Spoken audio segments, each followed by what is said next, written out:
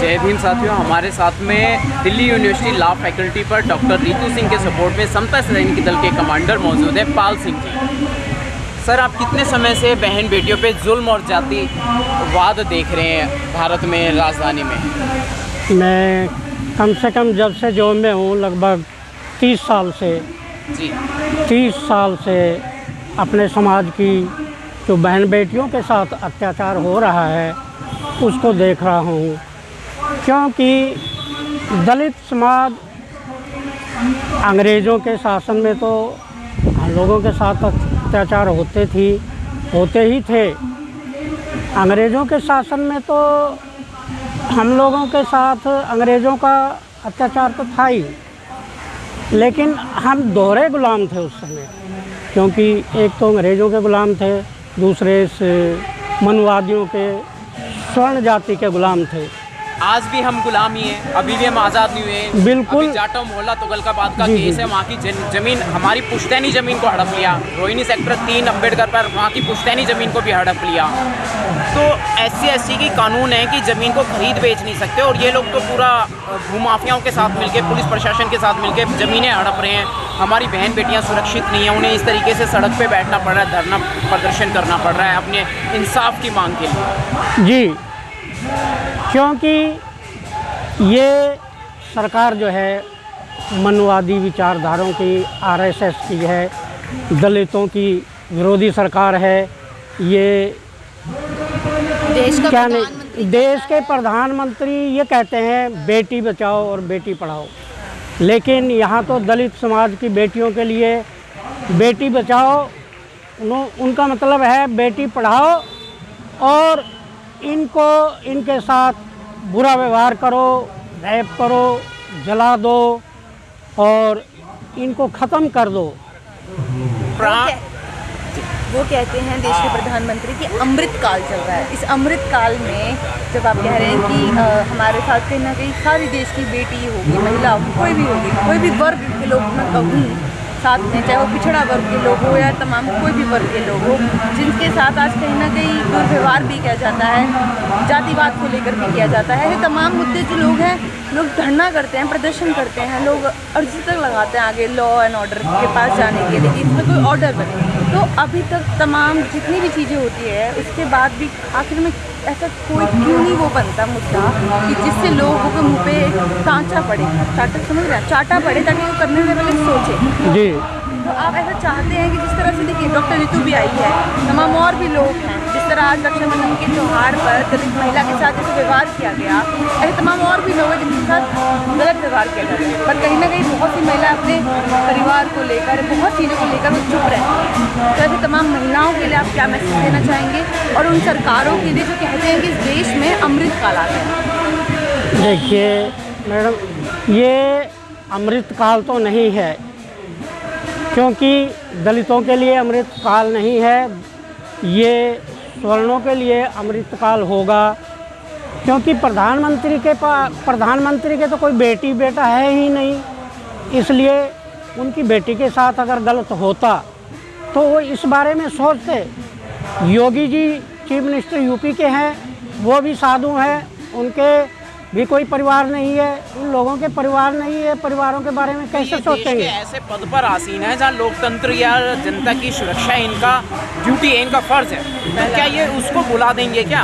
अगर इनके बहन बेटी नहीं है या इनकी औलाद नहीं है, ये बे औलाद हैं। भुला रखा है, क्योंकि अभी कुछ दिन पहले अब रितु बेटी के साथ हुआ, कुछ दिन पहले पहलवान बेटियों के साथ हुआ, तो उनके साथ पूरा देश ने देखा है उनके साथ कैसे बदसलूकी की गई है, और उनके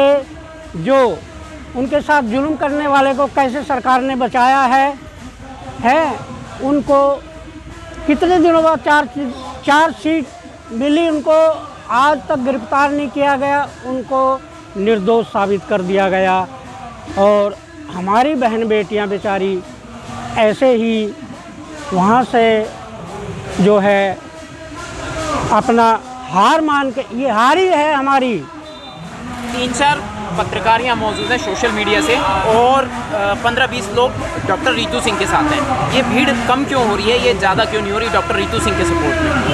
सर, ये दिक्कत यही है क्या समाज इन्होंने अपनी जिम्मेदारी से भाग रहा है नहीं, क्या? समाज अपनी जिम्मेदारी से तो नहीं भाग रहा, लेकिन ये जो आरएसएस की सरकार ने ये इतनी जातियों में बांट के इस दलित समाज को गुमराह कर रखा है। कहीं मंदिर मस्जिद का, कहीं मंदिर में जाओ, ये पूजा करो, वो करो, पूजा करो। हम तो ये कह रहे, मान लो हम ये इतने देवी देवताओं की पूजा करते हैं, आज हमारी रक्षा वो करने क्यों नहीं आते हैं? हमारे जो स्त्रियां हैं, हमारे देश की दलित समाज की भी स्त्रियां हैं, वो भी इन सभी आडंबरों में उलझी हुई हैं। लेकिन जब उनके ऊपर कोई मुसीबत आती है, मैं ये कहता हूँ वो देवी देवता कहाँ गए, कहाँ जाते हैं, वो क्यों नहीं रक्षा करते हैं? यहाँ के हमें रक्षा खुद करनी पड़ती है। बाबा साहब अम्बेडकर जब भीम के नारे लगा रहे थे, जब ये प्राथमिकता शुरू हुई थी इस प्रदर्शन की, अगर मैं बात करूँ तो तमाम लोग मौजूद थे। तो धीरे धीरे जो कहते हैं कि ये बहुजन समाज को भी कहीं ना कहीं दर्शा रहा है, दिखा रहा है कि हम एकजुट हुए, तो धीरे धीरे इसकी संख्या जो कम हो रही है, उससे लोग कितना प्रभावित हो रहे हैं। तमाम लोगों के कमेंट्स आ रहे हैं इस पर अभी। मैडम, आपकी बात बिल्कुल सही है, प्रभावित हो रहे हैं, लेकिन अब जो है, जो पहले से ज़्यादा जागृति आ चुकी है, सब लोग समझ चुके हैं।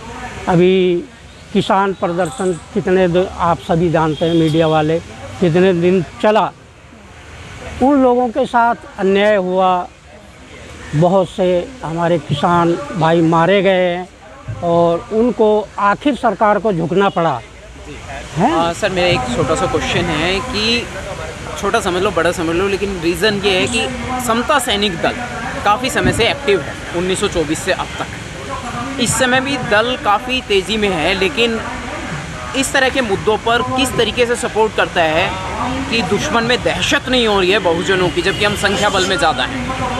समता सैनिक दल जैसी फोर्स भी है, भीम आर्मी भी है, और भी तमाम किस्म के संगठन हैं।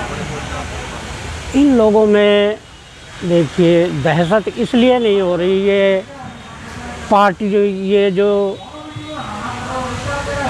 आपकी भाजपा पार्टी जो है ना, ये इनकी सरकार जो है, ये तानाशाही सरकार है, डिक्टेटरशिप है, मीडिया इनका है, सोशल, हाँ, मीडिया इनका संविधान के अनुसार काम कहाँ कर रही है। जब भी विरोधी पार्टियाँ इनका विरोध करती है, उनके पीछे कभी सीबीआई लगा दी जाती है, ईडी की जांच करा दी जाती है, मिलता कुछ नहीं है। लेकिन अपनी तानाशाही से अभी संविधान के अनुसार कौन सा निर्णय ले रहे हैं ये बाबा साहब सरकार? अम्बेडकर ने भी बहुत बड़ी लड़ाई लड़ी है। अगर आप सभी लोग एकजुट हैं और सिर्फ एक अकेली डॉक्टर रीतू के अलावा और भी लोग उनका साथ देते हैं, तो वो लड़ाई भी बहुत छोटी लगेगी। बाबा साहब ने अकेले इतनी बड़ी लड़ाई कर, बहुत बड़ी लड़ाई लड़ी है, क्योंकि उन्होंने भी उस समय अकेले ने इन जो है मनुवादियों के कितने कष्ट सहे हैं, लेकिन उन्होंने कभी हिम्मत नहीं हारी है। और इस देश के दलित समाज को, दलित समाज का मतलब इस दलित समाज में केवल हम खाली SC/ST माइनॉरिटी ये लोग आते हैं, बाकी लास्ट क्वेश्चन मेरा, जी आज के मुद्दे पर कि रक्षाबंधन आज या कल जो भी होगा, ये रक्षाबंधन में डॉक्टर रीतू सिंह भी बहन बेटी लगती है मूल निवासी समाज की। यहाँ पर लोग नहीं आ रहे हैं, लेकिन मनुवादियों का त्यौहार बनाने में जी जान से जुटे हुए हैं। इस पर क्या कहेंगे सर, क्योंकि आप एक्टिव हैं? जी, मैं ऐसे लोगों को जो है, ऐसे लोगों को ये समझता हूँ कि वो लोग नासमझ हैं, अपने समाज के बारे में उनको जागृति नहीं है ज़्यादा, क्योंकि उन लोगों ने बाबा साहब का संविधान ठीक तरह से नहीं पढ़ा, और वो जो है मनुवादियों को या तो डर से उनको डराया भी जाता है। कुछ लोग जो सर्विस में हैं, अब आप बेटी रीतू सिंह की लगा लीजिए, यहाँ भी बहुत से SC/ST OBC बहुत तरह के टीचर भी हैं, स्टूडेंट भी हैं, लेकिन इस सरकार द्वारा उनको डराया जाता है, धमकाया जाता है, आपको कॉलेज से निकाल दिया जाएगा, आपको नौकरी से निकाल दिया जाएगा। इस डर की वजह से भी समाज दहशत है।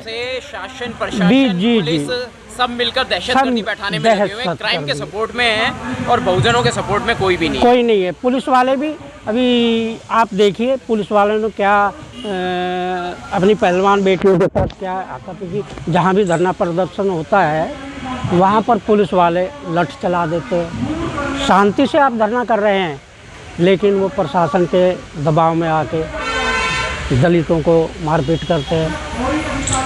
नरेंद्र मोदी जी का मतलब वो एक नॉमिनेटेड प्रधानमंत्री हैं, ये उनकी चाबी आरएसएस के पास है। आरएसएस के जो बैठे हैं बड़े मोहन भागवत जी, में सावरकर जी, ये लोग, इन लोगों के पास सरकार है, यही लोग सरकार चलाते हैं। ये तो एक प्रधानमंत्री उनके अनुसार काम करता है, क्योंकि ये भी ओबीसी का है। बोलता मैं चाय बेचता था, प्रधानमंत्री ओबीसी का होते हुए भी ओबीसी हमें तो यकीन नहीं है कि वो ओबीसी के हैं, क्योंकि अगर उस समाज से होते वो खुद ना, कहता है। अपने समुदाय के लोग के साथ कम से कम ऐसा नहीं करते। दूसरी बात ये ईवीएम से आई हुई सरकार है, जी जी, तो सत्ता क्योंकि तो इनको निःशुल्क मिली हुई है, मुफ्त में।